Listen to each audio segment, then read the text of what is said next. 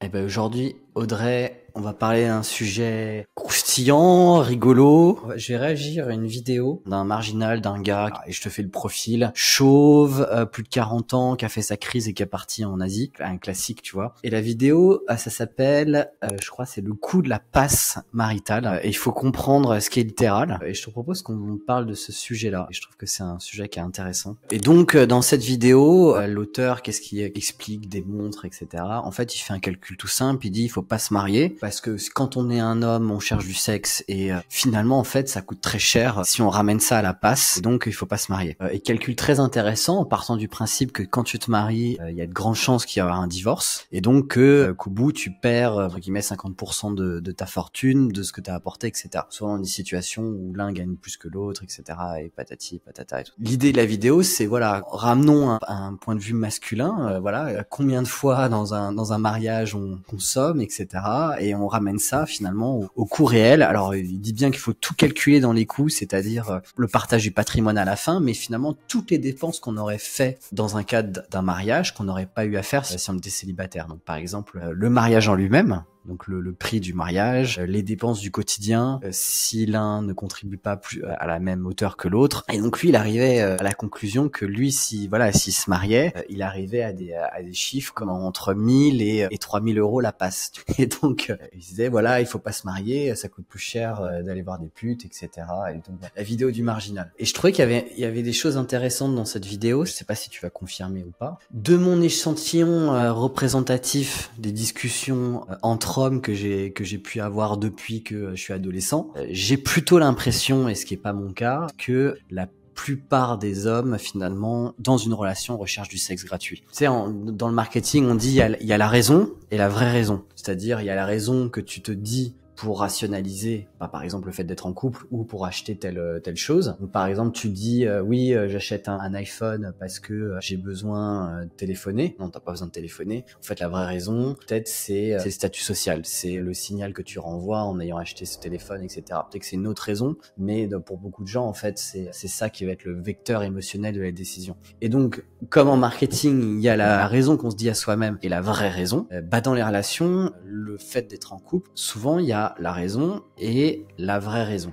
En plus, les mecs, entre eux, ils sont assez crus, ils sont assez transparents, tu vois, il y a pas trop de filtres et du coup, en fait, c'est beaucoup plus facile d'écouter les signes, même si les personnes concernées ne le voient même pas elles-mêmes. Tu vois, ça, c'est la vraie raison de beaucoup de mecs. Qu'est-ce qu'ils disent ces gars-là, justement? En termes de raison, qu'est-ce qu'ils disent? De raison rationnelle. Alors certains vont invoquer la solitude, des fois c'est vrai. Et donc tu vois, c'est le fait de finalement combler une solitude et donc d'avoir quelqu'un à parler, etc. Donc certains vont te dire cette dimension-là. Pour certains c'est vrai, d'autres au final c'est pas le cas. Certains peuvent même invoquer des raisons financières. Ça coûte moins cher d'être en couple que de vivre seul au niveau des appartements, etc. De pouvoir mutualiser certains coûts, etc. Et c'est jamais vrai, hein. Être en couple c'est jamais moins cher que être seul quand tu fais vraiment les comptes précis. Tu peux avoir les enfants, tu peux avoir oui, j'ai envie d'avoir un enfant, donc je vais chercher la femme qui va élever mes enfants ou je sais pas quoi, ou inversement. Et donc tu peux avoir différentes raisons, on peut en avoir d'autres. Est-ce que tu en vois d'autres? Bien, c'est aussi un statut social, hein, c'est une réussite sociale, la vie affective, hein. Donc une femme, c'est le signe d'une réussite. Oui, la femme peut être un trophée, donc ça peut être un trophée. Souvent, les moins raffinés, c'est le trophée physique. Regardez ma femme comme elle est belle, regarde-toi la tienne comme elle est moche. Là, c'est Donald Trump, tu vois, qui va faire des blagues sur la femme des autres en disant t'as vu ta femme. Voilà, donc ça c'est la femme. Non, mais c'est vrai. Je sais plus, il y a eu une histoire, je sais plus quelle politique il avait rentré dedans sur les femmes, je sais pas quoi. Il avait dit. Clinton, j'imagine, il a dû parler de sa femme. Je sais plus qui, mais l'opération chirurgicale. Et t'as aussi la femme comme trophée intellectuel. T'as des mecs qui ont des complexes en termes de culture, par exemple, ou soit même d'intelligence, de sensibilité, et certains vont chercher une femme qui est plutôt une tendance, je dirais, aristo que du nouveau riche. Tu vois, le nouveau riche, il est pas sophistiqué. Il veut la femme la plus belle avec les plus gros seins. Tu vois, plus c'est gros, plus ça montre qu'il a réussi. Alors soit c'est l'aristocrate déchu, c'est-à-dire c'est celui qui potentiellement vient d'une famille aristocrate mais n'est pas en capacité finalement de perpétrer la famille, soit c'est celui qui se rêve aristocrate, ou même ça peut être celui qui se sent aristocrate mais qui ne l'est pas. Alors là c'est comme la dysphorie de genre, tu vois, mais je sais pas si tu l'as vu ce sketch de Groland, c'est une nana qui dit oui c'est terrible, les gens ne me reconnaissent pas pour qui je suis, il y a marqué sur mes papiers que je suis pauvre mais je le sens au fond de moi, je suis riche. Elle va faire une opération qui est remboursée par la sécu pour devenir riche. Donc ça c'est le sketch de Groland. Mais il y a des gens, c'est comme ça, moi j'en connais, c'est la dysphorie de l'aristocratie. Et donc là par exemple, certains vont vouloir une femme pour représenter un capital intellectuel ou culturel dans le côté mondain que même ne vont pas réussir à faire. Donc ça c'est la femme comme trophée, tu vois. Mais c'est pour ça que je pose la question de c'est quoi la vraie raison de pourquoi on est en couple. Un truc qu'il faut comprendre, et ça c'est hyper flagrant depuis que je suis en Roumanie, c'est quelque chose que j'avais déjà conscience avant, c'est qui est particulièrement là, présent et visible en Roumanie par manque de sophistication. Souvent quand quelqu'un est cherché par le désir sexuel, qu'est-ce qu'il va chercher? C'est un capital physique chez une personne. Et ce qu'il faut prendre conscience, c'est que une différence de capital physique entre deux personnes, et c'est d'ailleurs pour ça que moi je recommande en tout cas que c'est plutôt chercher un partenaire qui se situe dans sa même tranche de capital physique, qu'il n'y ait pas une différence qui soit une grande différence entre son propre capital physique et celui de son partenaire.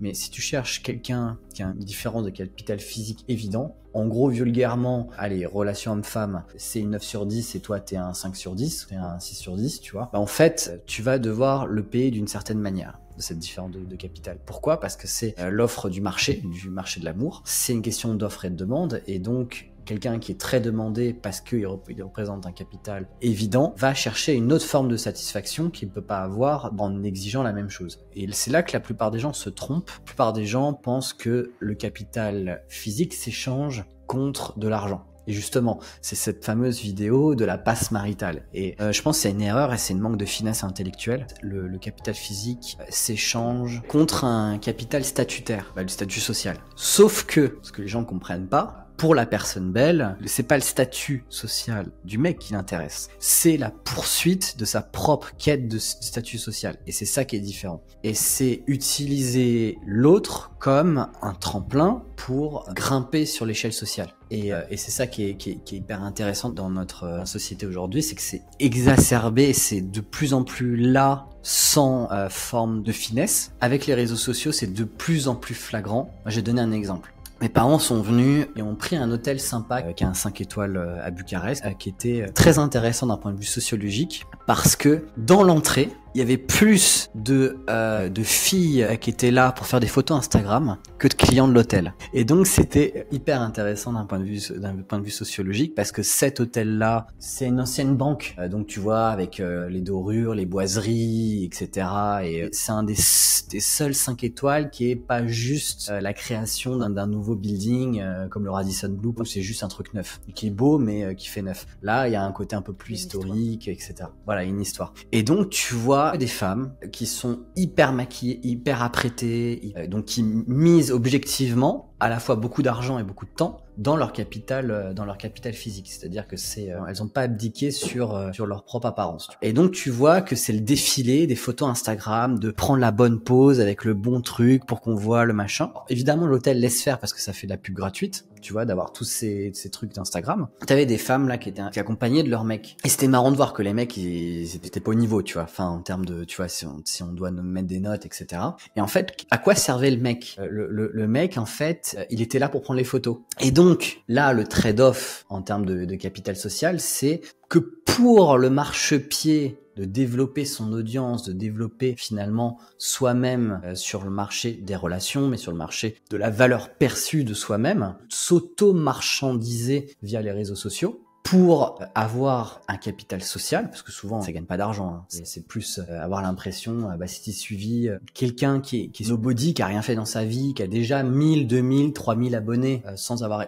c'est déjà un début de notoriété. Après ça peut aller beaucoup plus loin, 100 000, 200 000, 1 million, tu vois. Ouais, je comprends bien le côté égocentrique de la démarche. Et là, pour l'instant, il est même pas question de couple, en fait. Là, l'autre, c'est juste. Bien sûr, voilà. Mais là, c'est le fondement, c'est-à-dire il y a toujours une transaction, un échange dans le fait de décider de se mettre en couple. Et c'est important de poser les termes du contrat et de l'expliciter, que ce soit clair, parce que c'est souvent le fait de ne pas en avoir conscience qui fait qu'on se fourvoie et après on est malheureux, je sais pas quoi, et on vit des situations qui sont pas top. Tu vois. Au niveau du statut social, il y a d'autres choses. Tu vois, par exemple en Asie, enfin si t'es en couple avec un asiatique et souvent être avec un étranger, c'est un symbole de statut. Tu vois. Et le fait de montrer, alors t'imagines si en plus maintenant avec l'époque Instagram et tout ça, t'es avec quelqu'un qui a un peu de notoriété sur les réseaux ou autre, tu vas être utilisé pour faire des vues, parce que tu vois, entre guillemets, j'ai réussi parce que je suis avec un étranger, tu vois. Donc tu vois le tremplin pour sa propre quête de statut social, ça peut s'exprimer de plein de manières. Là, on a beaucoup parlé d'Instagram, etc., mais ça peut être d'une autre manière. Ça peut être ramener son mari, si t'es une entrepreneuse, tu ramènes ton mari brillant pour closer des deals par exemple parce que c'est un symbole de statut ou je sais pas quoi. Ça peut être dans plein de manières différentes, mais c'est une tendance, et c'est pas toujours le cas, mais c'est une tendance générale que souvent la beauté s'échange comme un marchepied vers le statut. Pourquoi ? Parce que souvent, en fait, dans notre société, quand on a le capital physique, c'est très facile de l'échanger contre du capital économique, de manière directe ou indirecte. Et donc, en fait, de par cette facilité-là, on n'a pas besoin de l'utiliser. Comment on fait ? Justement, avec de l'audience sur les réseaux sociaux, même si beaucoup n'en gagnent pas à court terme beaucoup d'argent, tu sais que par l'effet boule de neige des réseaux sociaux, d'avoir plus en plus d'abonnés, etc., il y a un moment donné où c'est finalement de plus en plus simple d'en tirer une rente de son capital physique. Tu sais aussi que quand tu es beau, belle, tu peux beaucoup plus facilement être avec quelqu'un qui a plus d'argent. Et donc, d'une certaine manière, t'as pas forcément besoin de le faire. C'est ça qui est le paradoxe. Et c'est ça que beaucoup de mecs ne comprennent pas, en fait. Et en fait, capital physique, capital économique, qu'est-ce qui reste ? Et capital culturel, qui est peut-être moins valorisé aujourd'hui, mais surtout, en fait, c'est le symbole du statut, qui est beaucoup plus difficile à obtenir, et donc qu'on cherche à échanger quand on a ce capital physique. Il faut être ok avec ça. Il faut être ok avec ça si toi en tant que mec, tu veux être le marchepied de l'ascension sociale de ta femme. Si tu cherches, qu'est-ce que toi tu cherches ? Toi tu cherches le sexe et t'échanges ça contre le marchepied du statut social. Est-ce que c'est un deal qui est ok ? Pourquoi pas ? Bien sûr, pourquoi pas, tu vois. C'est plus une question de contrat qu'autre chose. Bon, après, bien sûr, savoir combien de temps le contrat dure. Mais bon. Là, j'essaie d'apporter un élément qui est un peu différent du coût de la passe maritale, parce que finalement le coût il est pas financier, parce qu'aujourd'hui, ce qui est peu intelligent dans cette vidéo, c'est qu'aujourd'hui plus personne se marie sur la communauté de biens, et en fait il y a très peu de mecs qui ont assez d'argent pour être entre guillemets spoliés de manière directe ou indirecte en fait. Si t'es pauvre, tu peux pas être spolié en fait. Faut réfléchir de la bonne manière. Et évidemment il y a des gens qui ont de l'argent qui regardent ces vidéos, etc. Mais ce qu'il faut comprendre c'est c'est que l'échange il est d'une autre nature. Comme on l'a dit, beauté s'échange contre ascension de statut social. Le vrai message de cette vidéo, c'est de se poser la question du contrat. Qu'est-ce que je cherche ? À quelle recherche je réponds ?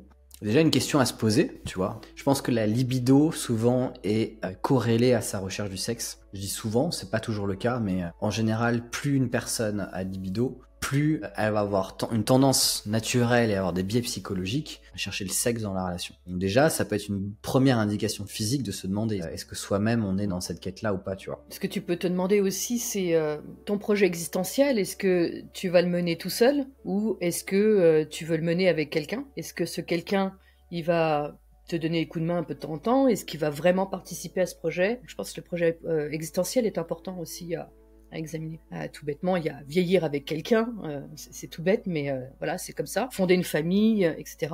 Il y a des gens qui ne s'envisagent pas à vivre seuls, un peu comme des sauvages, seuls sur leurs îles. Ils ne se voient pas autrement qu'à vivre avec quelqu'un, avoir des activités, des loisirs, partir en vacances, etc. Quand ils rentrent à la maison, d'avoir quelqu'un qui les attend, avec qui ils discutent de leur journée, donc à ce côté-là.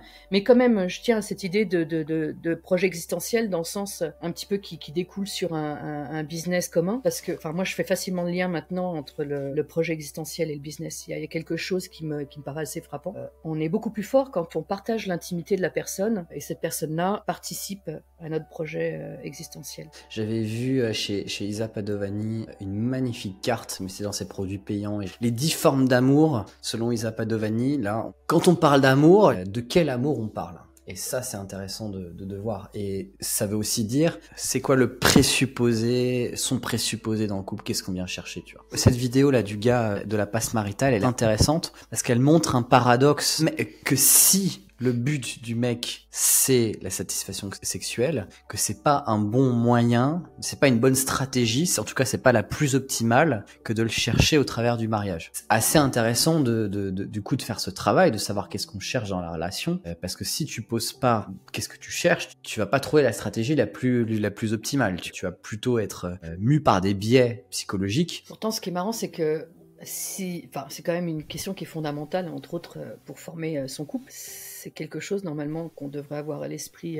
Beaucoup de personnes se posent la question, et c'est pour ça que c'est rigolo cette vidéo, parce que le gars, voilà, plus de 40 ans, etc. C'est que souvent, il se pose la question après le premier divorce, en fait. C'est autant l'homme comme la femme, hein, c'est se poser les questions après le premier gros échec. Après les vœux devant l'église ou devant le maire, tu vois, où on s'est tout promis. Pas juste les premières relations, mais la relation où on a tout projeté, où on a tout, entre guillemets, donné ou attendu de l'autre. Mais vaut mieux se poser les questions avant. Sauf si on n'a pas trop peur du divorce ou de la séparation, ça fait partie de la vie aussi. Et il y a une idée intéressante à proposer, c'est que le divorce justement est intéressant parce qu'en général on divorce pour les mêmes raisons qu'on s'est mis en couple. Ah, ça c'est un grand classique. C'est entre guillemets les défauts qui au départ sont mignons, sont intéressants, la particularité qui peut nous attirer vers quelqu'un, et finalement ça devient ce qu'on exergue le plus à la fin de la relation. Ah bon, il y a plusieurs explications psychologiques. Le premier, théorie de Stéphane Edouard que j'aime beaucoup, qui est la théorie du ressentiment. Et donc finalement on pourrait dire que c'est un biais psychologique qui fait que souvent pour passer à autre chose dans une relation, la stratégie la plus efficace pour oublier quelqu'un, c'est de créer du ressentiment envers cette personne. Parce que comme la gratitude empêche toute autre émotion négative, le ressentiment bloque tout amour. C'est deux faces d'une même pièce. Réussir à se réécrire le récit de ce qui nous a plu chez quelqu'un et que ça devient finalement ce qu'on haït le plus, c'est une manière de passer à autre chose. Donc c'est une stratégie inconsciente qui est extrêmement efficace. Je pense pas qu'on puisse être vraiment heureux si on n'est pas libre. Tu vois, c'est un de mes présupposés, et c'est un présupposé qu'ont beaucoup d'entrepreneurs, et c'est pour ça que beaucoup d'entrepreneurs ont la liberté comme une valeur qui est quand même relativement importante dans leur hiérarchie de valeurs. Et c'est pour ça qu'on peut pas faire l'impasse de ne pas s'interroger de manière profonde, et là juste c'est un effleurement, tu vois. Les discussions qu'on a aujourd'hui, c'est le niveau zéro de la réflexion qu'on doit avoir sur soi, sur le couple, etc. Oui, il faut pas considérer l'entrepreneuriat comme une échappatoire ou comme une liberté acquise facilement. Beaucoup d'entrepreneurs déploient une énergie dans leur entreprise, et comme l'être humain est par nature médiocre, il n'a pas envie de faire ces mêmes efforts dans tous les domaines. T'imagines si on devait être excellent en business et excellent dans tous les domaines de sa vie, quelle pression c'est sur l'être humain. Bon, déjà qu'on a réussi à faire une entreprise qui fonctionne, etc., on va pas se mettre à mettre la même énergie partout, tu vois. Ça, c'est le biais psychologique humain. Mais en même temps, ce travail-là, c'est pas un travail qui demande un effort en termes c'est pas un effort financier, c'est pas un effort forcément de temps. C'est un effort, je dirais, existentiel de pas chercher à se raconter des histoires et d'aller regarder un peu sa propre merde. Et voilà. Et beaucoup d'entrepreneurs font l'impasse en pensant que voilà, bon, puisqu'ils ont réussi l'entreprise, il y a plus besoin de faire d'efforts dans tout le reste, quoi. Et on se laisse porter. Les moins intelligents des entrepreneurs, et tu les vois, t'en as plein à Dubaï comme ça. C'est sur une caricature d'eux-mêmes. C'est j'ai réussi, moi argent, moi changer argent contre femme.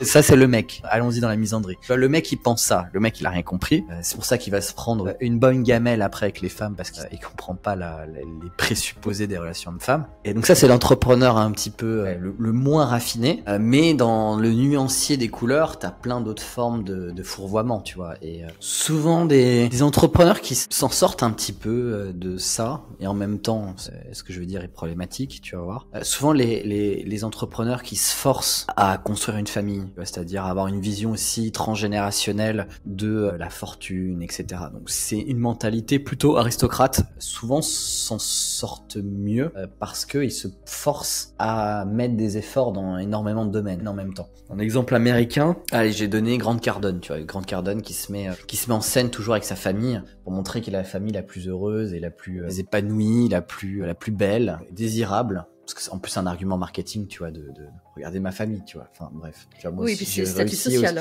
C'est vraiment un statut ouais, social. exactement, ouais, bien sûr. Mais le fait de se forcer, tu vois, de devoir être excellent dans certains domaines, même si on va pas regarder la merde des fois qui est derrière, de ses désirs, de ses choix, etc. Au moins, ça force à faire des efforts. C'est déjà une bonne philosophie de vie. Objectivement, t'as pas besoin de bosser plus de 3 heures par jour sur ton business, donc ça laisse aussi du temps pour les enfants. Ce qui est important, c'est l'intensité, c'est le temps de qualité. Quand tu bosses, tu bosses. Quand t'es avec ta famille, t'es avec ta famille. Quand t'es avec ta famille, t'es pas sur le téléphone et tu penses pas au boulot. Et quand t'es au boulot, t'es pas en train d'être sur Facebook, sur Instagram, jouer aux jeux vidéo ou de passer des appels avec tes enfants, tu vois. C'est tout à fait compatible, hein. Donc voilà, est-ce que t'as quelque chose pour finir, pour clore ce sujet là de la passe maritale, En tout cas, que je peux dire du gars de la vidéo, c'est que au moins il a formalisé sa propre démarche. C'est pas mal. C'est une forme de lucidité aussi. Heureusement qu'ils sont simples. T'imagines si c'était compliqué, ça serait beaucoup plus difficile à formaliser. Et le point positif de l'homme binaire de base, c'est qu'en général, en fait, son fonctionnement est assez simple, même à comprendre. Et c'est peut-être son salut, c'est qu'il arrive pas à se comprendre, mais le chemin est quand même un peu plus faible, parce qu'il est un peu moins sophistiqué. Et donc, qu'est-ce qu'on pourrait lui conseiller à ce garçon maintenant ? Déjà d'accepter sa condition, de comprendre ses besoins, et de réfléchir, c'est quoi la meilleure stratégie. Mais la stratégie, il a choisi, c'est bon. Ouais, c'est pas la meilleure, hein, parce qu'il y a si ton but c'est le sexe, je pense que déjà la polygamie est une stratégie qui est plus efficace que la monogamie. Donc, alors la polygamie, il y a plusieurs schémas. T'as le modèle islamique, t'as le modèle, du polyamour, etc. Déjà, je pense que c'est des stratégies qui sont plus intéressantes. Alors c'est vrai que moi j'ai un point de vue qui est assez différent. Moi j'ai beaucoup été influencé par Ruven Augien, qui connaît Philosophie morale. J'ai eu tous ses livres, etc. Et ça m'a bien démoralisé sur énormément de domaines, et par exemple sur ce domaine sexuel, etc. Tiens, un truc qu'on pense pas. Si sa vie est dictée par son désir. D'ailleurs, ça me fait penser à une phrase. J'ai vu ça sur un réel d'un go muscu. Celui qui maîtrise son estomac, son sexe et je sais plus quoi, est un homme qui a réussi dans sa vie ou je sais pas quoi, tu vois. Donc là, on voit un jugement personnel pour tous ceux qui recherchent, la satisfaction sexuelle comme étant le plus important dans sa vie. T'as des personnes qui se satisfaisent très bien, par exemple, de la pornographie et de la masturbation, donc de l'auto-plaisir. Et c'est assez jugé maintenant sur Internet avec les trucs, la nofap et toutes ces conneries, etc. Mais de se demander si le sexe est important dans sa vie, est-ce que la satisfaction uniquement par soi-même est une voie de satisfaction de son désir sexuel? Ça peut être le cas. Pourquoi faire des efforts dans d'autres domaines si on peut être mieux servi par soi-même? Ça peut être une question. Alors je sais que pour beaucoup de personnes, là ce que je vais dire c'est un impensé, parce que pour beaucoup, la satisfaction par soi-même ne vaut pas avec le sexe avec autrui, tu vois, donc c'est un impensé. Ils comprennent pas que certaines personnes, ça puisse être le cas. Et je le dis dans cette vidéo, pour certaines personnes c'est le cas, et donc ça peut être aussi une autre question à se poser dans tout ce qu'on a évoqué dans cette vidéo, quoi. Une belle conclusion. Il y a d'autres solutions, hein. Il y a la castration chimique, la castration tout court. Voilà. Tu sais, tu prends des pilules et t'as plus de besoin, tu vois. C'est peut-être moins cher que la passe maritale, tu vois. Donc voilà, on arrête.